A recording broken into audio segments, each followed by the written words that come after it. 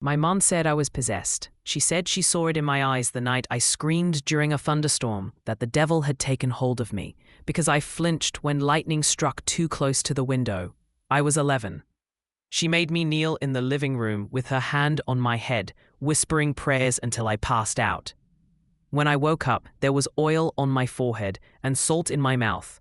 I thought it was just one of her episodes, but it never ended. She stopped sending me to school, said I was too dangerous, that the demon inside me could spread to others.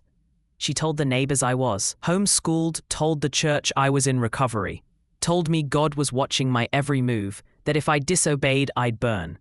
She found a place called the Sanctuary, claimed it was a Christian healing camp. They showed her pamphlets with smiling children and quotes about deliverance and redemption. But when we arrived, the gates locked behind us, and the woman at the desk took my backpack and my shoes and told me I'd get them back once I was saved. The place was cold inside. All white walls, white floors, white uniforms. They gave me a shirt with a number on the front and shaved the sides of my head. They made me repeat prayers every hour on the hour. We weren't allowed to speak unless it was to confess the devil's presence. We slept in bunks with no pillows. We were watched when we used the bathroom. They made us fast for 3 days at a time and called it purification. The other kids didn't talk much. Some stared at the floor all day. Others flinched when the staff walked by. The youngest girl was maybe 8. She cried the first night. They dragged her into the prayer chamber, and we never saw her again. I was there for 4 months before anyone even said my real name. One of the staff slipped up during roll call, said Emma instead of 42. I froze. He looked scared, like he'd be punished for remembering I was a person. They said my demon was stubborn. They locked me in a room with no windows and left a speaker playing sermons on repeat for 72 hours. They only let me out when I collapsed and stopped responding. Even then, they didn't give me water until I promised to submit. A girl named Maya used to sneak scraps of bread under my mattress. She told me her mum had sent her here for kissing another girl at Bible camp. She'd been here 6 months, tried to escape once, and broke her wrist when she jumped the fence. She showed me the scar. We made a plan together. She said there was a way out, a nurse who used to work in a real hospital and felt guilty for what was happening. She'd helped Maya once when her blood sugar dropped and slipped her a granola bar. She told us to wait. 2 weeks later, alarms went off in the middle of the night. I thought it was another drill, but then the nurse burst in and grabbed my arm. We ran past the cafeteria, past the chapel, out the back exit, where a black SUV was waiting. The driver didn't say a word, just sped off down a dirt road, headlights off until we reached the main highway. The woman turned around finally and said, "You're safe now. My name is Janet. I've been working undercover for 6 months." She handed me a water bottle and a blanket and said, "Maya didn't make it. She'd been caught with a note from me." And they put her in solitary. When the investigators arrived, she'd already been unconscious for hours. I couldn't speak. I couldn't cry. I just stared out the window as the sun came up over the trees and tried to remember what freedom was supposed to feel like. They took me to a hospital first, ran tests, checked my vitals, took photos of the bruises and burns. They kept me overnight in a room with warm sheets and a real window.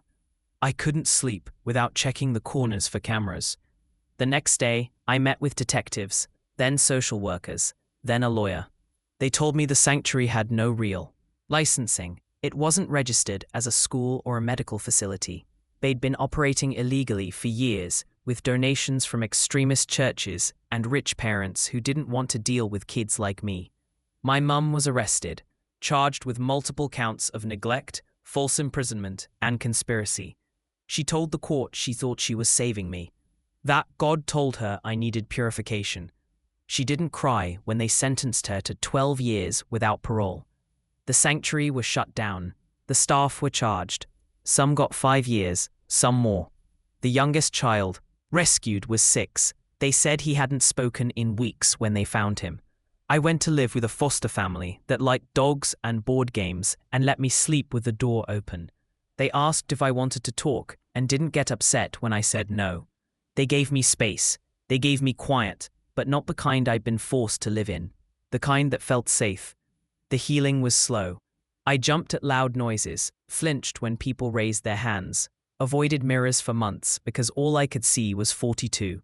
I started journaling, writing down everything I remembered, every rule, every past, punishment, every lie. It helped. It gave me control. I went back to school eventually. Nobody knew my story at first, but they noticed how I panicked during fire drills, how I froze when someone said prayer, how I never ate lunch the first week.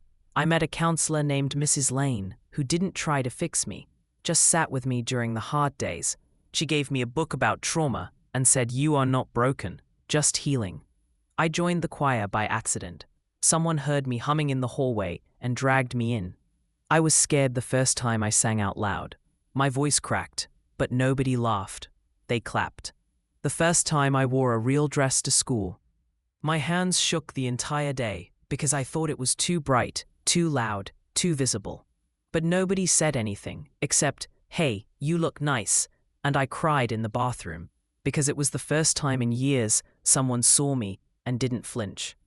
On my 17th birthday, I lit a candle for Maya and promised to never forget her name.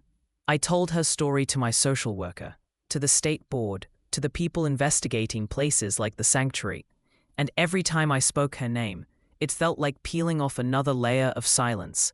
My mum tried to contact me from prison. I didn't respond. She sent letters full of Bible verses and accusations. I burned them without opening them. On graduation day, my foster family made me a cake that said "You are free" in purple icing. They wore paper hats and played bad music, and we laughed until our stomachs hurt. I don't know who I'll become yet, but I know I'll never be silent again. Not for God, not for her, not for anyone who thinks shame is holy or control is love. My name is Emma. I was 42.